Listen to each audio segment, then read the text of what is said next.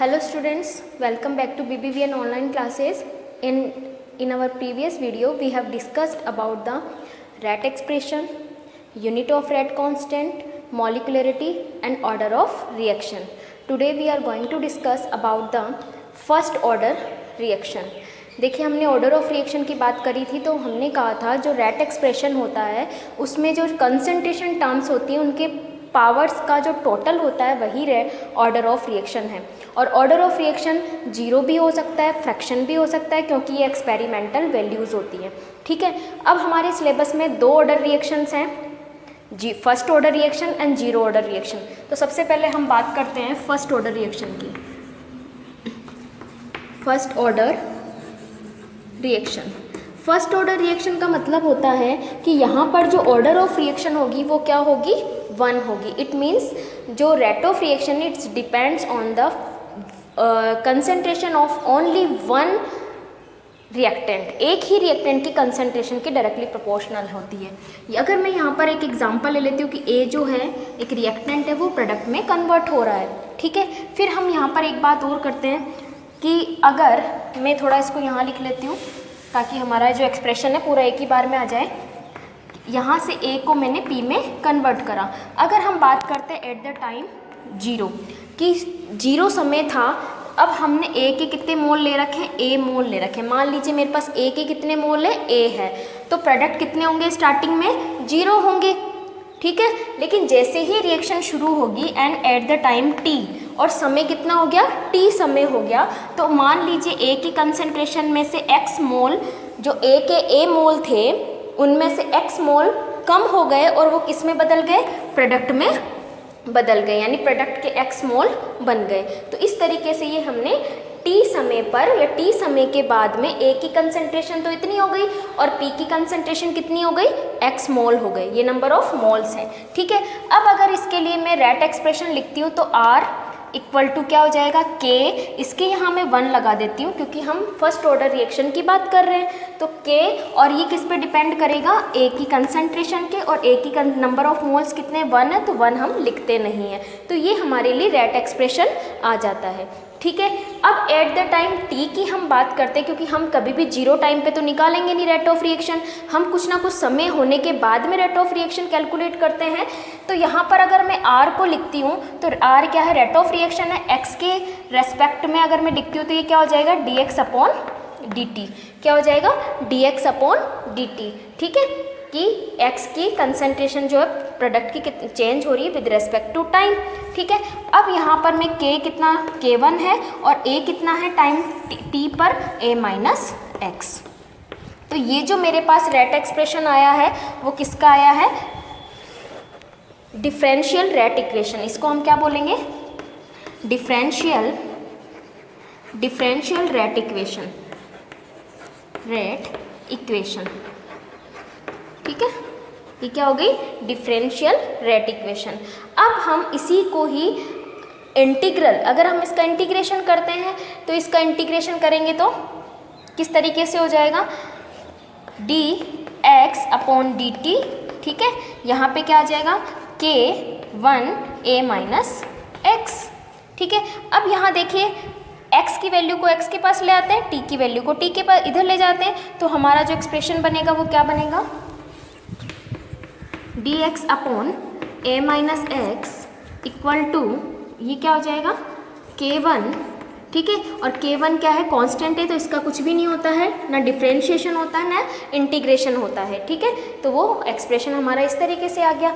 अब यहाँ पर अपन d x upon a minus x का इंटीग्रेशन करेंगे तो क्या आ जाएगा, minus log n a minus x. ठीक है, इसका इंटीग्रेशन करेंगे तो इस तरीके से चेंज हो जाएगा और ये क्या आ जाएगा, के वन डी टी की जगह क्या आ जाएगा, टी। ठीक है, प्लस कोई ना कोई सी ऐड होता है जब हम इंटीग्रेशन करते हैं। तो ये इस तरीके से इंटीग्रेशन हो गया इसका। अब यहाँ से हम हमें एक कंडीशन अप्लाई करनी पड़ेगी क्योंकि हमें के का एक करेक्ट फॉर्मूला कैलकुलेट करना है। तो अगर हम t बराबर जीरो लेते हैं, यानी जीरो समय पर लेंगे, तो जीरो समय पर x कितना था, जीरो था। देखो जीरो समय पर x कितना था, जीरो था। ठीक है, तो ये वैल्यूज़ अगर हम यहाँ पुट करते हैं तो क्या आ जाएगा, log n a minus x की जगह जीरो रखा तो यहाँ a आ गया, इक्वल टू k1 K1 के T से मल्टीप्लाई करेंगे तो ये 0 हो जाएगा और यहाँ पे C एस सच आ जाएगा। तो C की वैल्यू क्या है हमारे पास में माइनस log n A आती है। ठीक है, अब इसको अगर हम यहाँ से C की वैल्यू को हम कहाँ रखते हैं, इसी इक्वेशन में रखते हैं। ठीक है, इसी इक्वेशन में C की वैल्यू रखेंगे तो क्या आ जाएगा minus log n A minus x equal to K1T plus की जगह हमने रखा माइनस log n A, तो ये क्या आ जाएगा माइनस का log n A। ठीक है, अब इसको मैंने क्या करा, मैं जो माइनस वाली डिजिट है इसको इधर ले आती हूँ। ठीक है, तो हमारी इक्वेशन क्या हो जाएगी minus log n A minus x और ये प्लस में आ जाएगा log n A equal to K1T। ठीक है, अब देखिए लॉगरिथम मैं आपको बताऊंगी। तो log n और लॉगरिथम जब कैलकुलेट करते हैं तो जो अगर कोई प्लस में होती है तो वो वैल्यू तो log n के ऊपर आ जाएगी और जो वैल्यू माइनस में वो बिलो आ जाएगी। तो log n A upon A minus x हो गया यहाँ से, log n A ये तो मैंने ऊपर लिख लिया, A माइनस एक्स को नीचे रख लिया। ठीक है, क्योंकि इसके आगे माइनस है इसके आगे प्लस है, इक्वल टू K1T। ठीक है, ये हमारा इक्वेशन आ गया। अब इसी इक्वेशन को हम और सिंप्लीफाई करते हैं तो देखिए किस तरीके से आ जाएगी।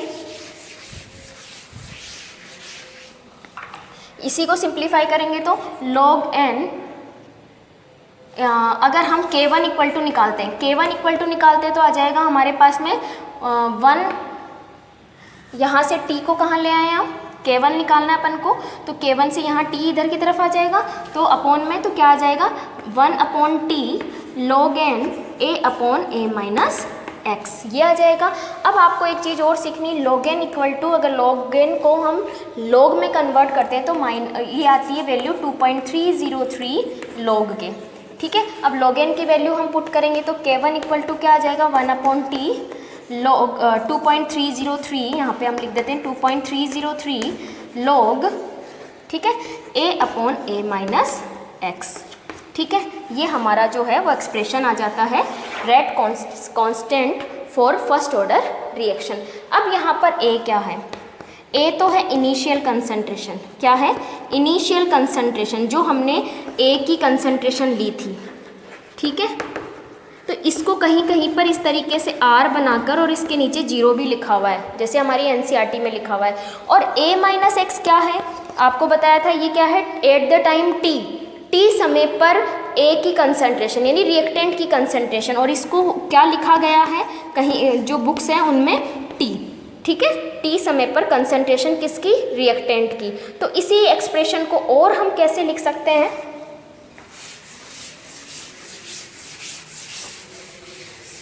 इसी इक्वेशन को और हम कैसे लिख सकते हैं, 2.303 अपॉन T जो है वो समय है, log यहाँ पे आ जाएगा R initial concentration upon reactant की concentration at the time T।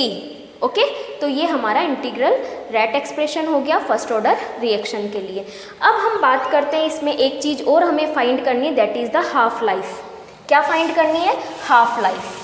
ठीक है, फर्स्ट ऑर्डर रिएक्शन के लिए हमें हाफ लाइफ कैलकुलेट करनी है। तो सबसे पहले तो हाफ लाइफ होती क्या है, हाफ लाइफ होती क्या है, देखिए हाफ लाइफ कोई आधा समय नहीं है किसी रिएक्शन का।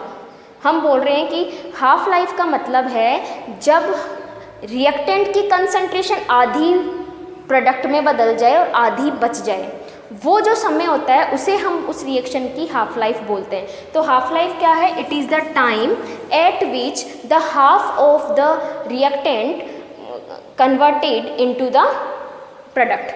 आधे रिएक्टेंट किस में बदल जाए, प्रोडक्ट्स में बदल जाए। तो अगर हमारा रेट एक्सप्रेशन ये था 1/T log A upon A minus x. ठीक है, तो अगर हम यहाँ पर इनिशियल कंसंट्रेशन तो A ही रखेंगे, लेकिन जो A माइनस एक्स है यानी कि एट द टाइम, और टाइम कौन सा लिया हमने, हाफ लाइफ। टाइम कौन सा लिया हमने, हाफ लाइफ, है ना। तो हाफ लाइफ पर यहाँ पर कंसंट्रेशन कितनी बचेगी, A/2 बचेगी। A से मल्टीप्लाई हो गया, 2 पर चला जाएगा, तो K1 इक्वल टू क्या आ जाएगा 1/T हाफ log 2।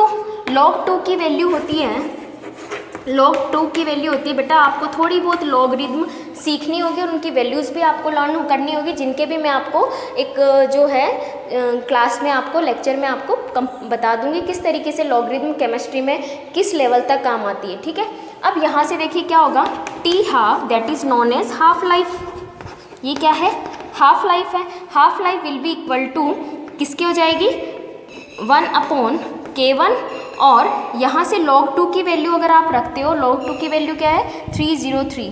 ठीक है, तो log 2 की वैल्यू यहाँ से ही हो जाएगी, अच्छा बेटा यहाँ पे 2.303 ये मैंने मिस कर दिया है ना, तो 2.303 होगी। log 2 की वैल्यू क्या है 2.303 मल्टीप्लाई बाई 0.3010, तो आप इस दोनों को मल्टीप्लाई करोगे तो आ जाएगा 0691/K1, that is the half life of first order reaction. ठीक है, तो ये हाफ लाइफ हो गई फर्स्ट ऑर्डर रिएक्शन के लिए। तो हाफ लाइफ क्या है, ये वो टाइम है जब रिएक्टेंट्स की कंसंट्रेशन आधी हो जाए। ठीक है, इसी तरीके से हम कैलकुलेट करेंगे जीरो ऑर्डर रिएक्शन के लिए। Thank you.